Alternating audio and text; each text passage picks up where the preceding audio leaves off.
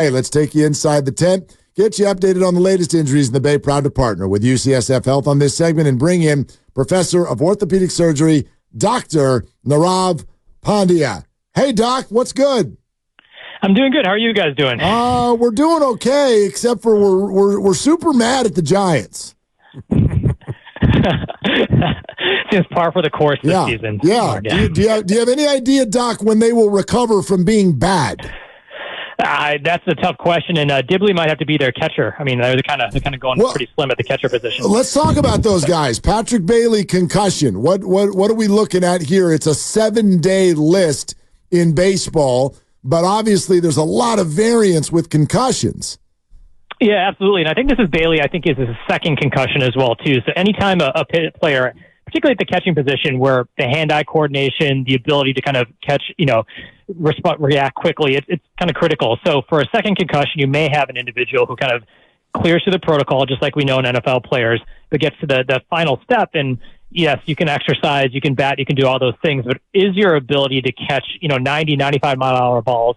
Are you able to call a game? Are you able to kind of have those subtle kind of motor movements that may come back quicker for a football player? It could be a little bit longer. So, years ago, it was this 15-day protocol for concussions, and a lot of MLB players were not reporting it. They dropped it down to 7 to increase the number of concussions that are reported. But for a player who's had a second concussion, this could be a little bit longer, particularly at that position. It might be a little bit easier for an outfielder or, say, a shortstop to come back. But for a catcher, you definitely need to make sure everything is okay and you're fully recovered before coming back. And we all remember Mike Matheny, Giants catcher, whose career was cut short because of repeat concussion. So our thoughts are certainly with Patrick Bailey. Tom Murphy with the knee sprain. That was a weird one, kind of a self-inflicted injury, but between a grade 1 and a grade 2, what did you see with the Murphy knee issue?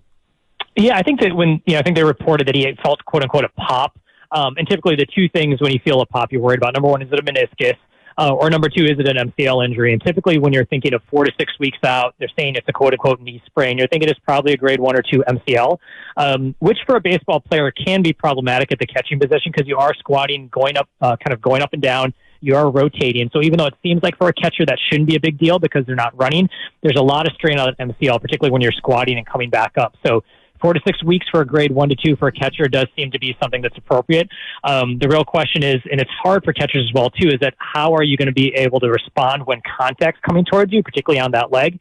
So a lot of confidence really goes into play in terms of when these players will come back, particularly with that constant force on that knee. You just can't be part of the game where you forget about it. You're constantly feeling that. So it can take a little bit longer for these to recover.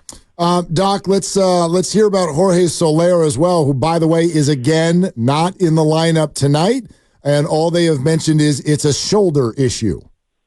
Yeah, when they're a little bit vague, that typically means it's probably a little bit of kind of inflammation in the rotator cuff, maybe a little bit of soreness kind of just in the muscles around the shoulder. There doesn't seem to be any reports of an MRI. They don't seem to be concerned. It seems to be more day-to-day. So I think this is probably just a little bit of soreness. It's hard to be impactful hitting if you have some soreness in the shoulder, particularly at the DH position where you are putting a lot more power on the ball. So I think it's something that we'll just monitor. It doesn't seem like anything serious. They haven't made the decision to put him on the IL. And for a lot of baseball players, people are very quick to get MRIs, particularly on the shoulder. So the fact you don't hear a report of one, and it doesn't seem to be a longer, prolonged absence, I think hopefully we'll see him back in a couple days. To the NBA we go, where the Nuggets are in a little bit of trouble against Minnesota, and Jamal Murray, his arm's okay based on him being able to throw his heating pad onto the court, but what do you make of the hamstring injury? It clearly seems to be impacting him a little bit. I mean, I think in general, when you look at kind of hamstring and calf injuries in NBA players, it can take 20 to 25 days to start feeling normal. And remember, Murray also had that ACL injury in the past as well, too. So anytime you're feeling a little bit issue in the soft tissues there, it does raise a little bit of concern. Is there some degree of mental compensation, worrying about that ACL? Is it kind of affecting your way you're running or jumping? But he clearly doesn't look the same, and it definitely is. It's coming up in his play, and hopefully he's able to turn it around. But the Timberwolves look really good right now, regardless of how his hamstring is going to be feeling. Doc, while we're on the NBA, I want to throw a little bit of a curveball at you. When he was 19 years old, he was a rookie. He played in 79 games. He has never played in 65 games again in an NBA season. His name is Brandon Ingram. Yep. Should the Warriors be interested, or is that health history a concern? That health history is definitely a concern. I think that whenever you see a change in what players are playing, so if they've had like a great run and then you see that drop off, you do worry about, is this a soft tissue issue with him? Is there something mechanically that's going on? It's particularly when there's not like a true defined, like, oh, he tore his ACL, he tore his Achilles. So definitely a point of concern. It would be less concerning if, look, he was like a 50 to 60 game player and he was consistently there. But when you see that drop off after a rookie season, absolutely, you get concerned about his longevity, particularly with an older team where you'll need someone to be eating up minutes next season.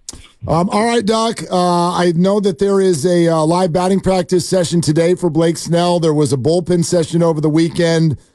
We can only assume that you will be live on the scene for the BP session and live tweeting the event. Is that correct?